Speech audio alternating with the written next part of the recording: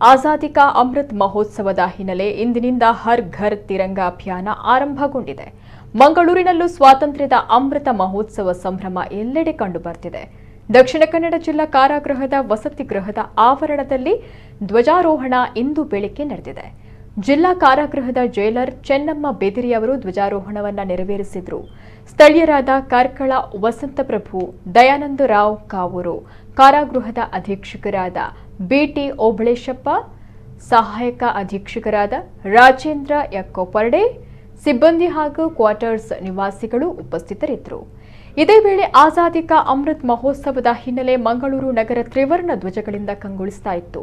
ಎಲ್ಲೆಡೆ ತ್ರಿವರ್ಣದ ರಂಗು ಕಂಡು ಬರ್ತಾ ಇತ್ತು. ಆಗಸ್ಟ್ 13ರಿಂದ ಅಂದರೆ ಇಂದಿನಿಂದ 15ರವರೆಗೆ ಆಜಾದಿ ಕಾ ಅಮೃತ್ ಮಹೋತ್ಸವವನ್ನು ಎಲ್ಲರೂ ಆಚರಿಸಬೇಕು ಎನ್ನುವ ನಿಟ್ಟಿನಲ್ಲಿ ಹರ್ ಘರ್ ತಿರಂಗ ಅಭಿಯಾನಕ್ಕೂ ಪ್ರಧಾನಿ ನರೇಂದ್ರ ಮೋದಿ ಅವರು ಚಾಲನೆಯನ್ನ ನೀಡಿದ್ದಾರೆ.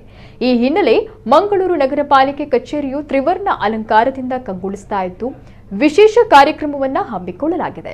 ಇದಲ್ಲದೆ ಎಲ್ಲ ಪಶು ಸಂಗೋಪನಾ ಇಲಾಖೆ, ಸರ್ಕಾರಿ ಕಚೇರಿ, ಮನೆ, ಅಪಾರ್ಟ್ಮೆಂಟ್ಗಳಲ್ಲಿ ಇಂದು ಮುಂಜಾನೆಯಿಂದ ಧ್ವಜ ಕಂಡು ಬರ್ತಿದೆ.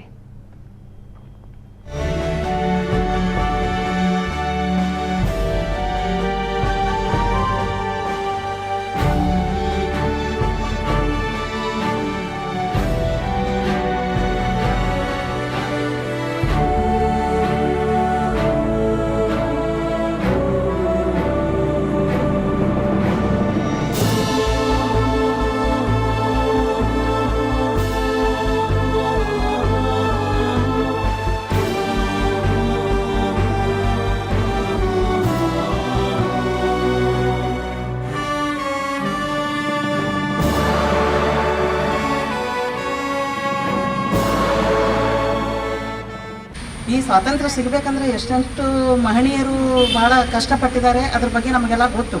ಯಾಕಂದರೆ ನಾವು ಬೆಳೆದಂಥ, ನಾವು ತಿನ್ನುವಂಥ ನಮ್ಮ ಸಂಪತ್ತನ್ನು ಅವರು ಬೇರೆ ದೇಶದವ್ರು ಬಂದು ಇಲ್ಲಿ ಬ್ರಿಟಿಷರು ಆಳಿ ತಮ್ಮ ದೇಶವನ್ನು ಅವರು ಬೆಳೆಸ್ಕೊಂಡ್ರು. ಇಷ್ಟೆಲ್ಲ ಇವರು ಕಷ್ಟಪಟ್ಟು ನಮ್ಮ ಮಹಾತ್ಮ ಗಾಂಧೀಜಿ ಆಗಲಿ, ಜವಾಹರ್ಲಾಲ್ ನೆಹರು ಆಗಲಿ, ಇನ್ನಿತರ ಎಲ್ಲರೂ ಇಲ್ಲಿ ನಮ್ಮ ದೇಶಕ್ಕೆ ಸ್ವಾತಂತ್ರ್ಯಕ್ಕೋಸ್ಕರ ಹಿಂಸೆ ಮಾಡದೇ ಅವರು ನಮ್ಮ ದೇಶಕ್ಕೆ ಸ್ವಾತಂತ್ರ್ಯವನ್ನು ತಂದು ಕೊಟ್ಟರು ಹೋರಾಡಿ.